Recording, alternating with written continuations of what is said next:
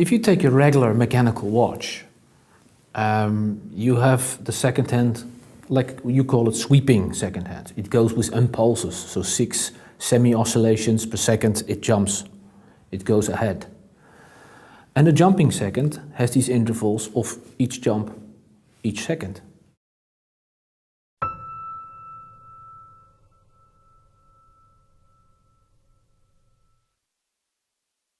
This is the third Richard Lange watch with the typical triangular regulator dial.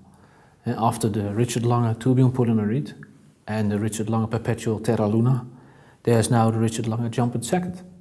For the Richard Lange jumping second, we gave the jumping second hand the biggest stage. The hour hand on the left, the minute hand on the right.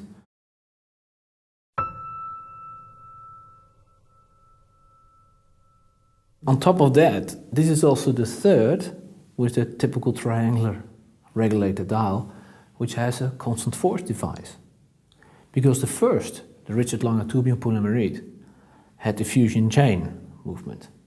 The Richard Lange perpetual Terra Luna had that constant force device, you know, with the 10 seconds interval. And the Richard Lange jumping second has the constant force device with 1 second interval.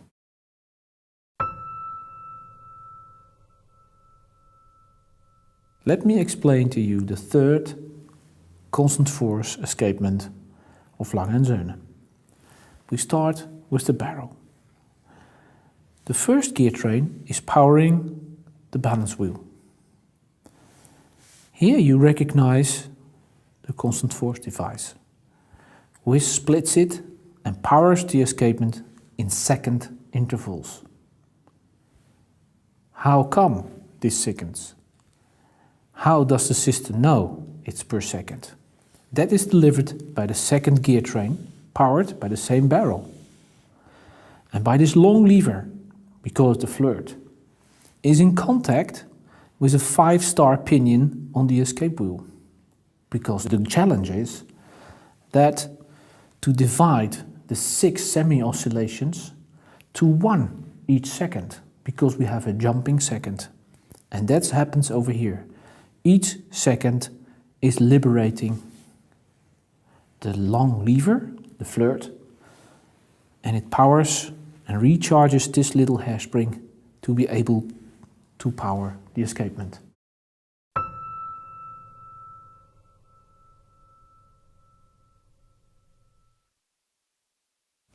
Lange wouldn't be Lange if we just leave it like that, but we did another thing in this watch, the typical extra, a zero reset.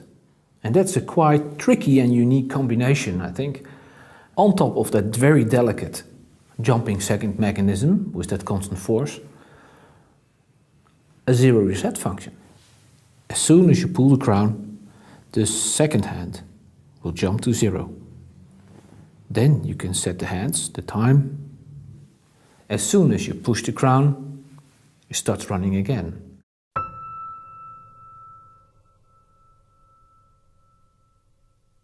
A jumping second on its own is already a bit delicate.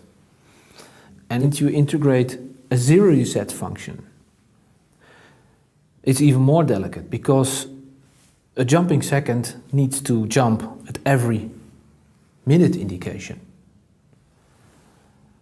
As soon as you pull the crown, you release that harmony and you just set the watch at 0. And everything should be back in harmony as soon as you push the crown.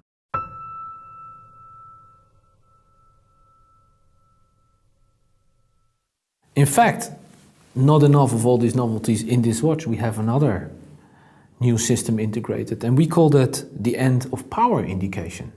But what does that mean? You have a watch with constant force. The watch runs with a power reserve of 42 hours.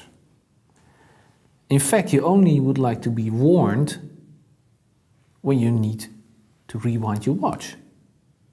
Nothing more. And that's what the end of power indication stands for. There's a little triangular arrow on the dial, which is normally in the color of the dial. For the last 10 hours, this becomes red. So you get a warning when you have to rewind your watch. As soon as you rewind the watch, the triangular becomes silver again.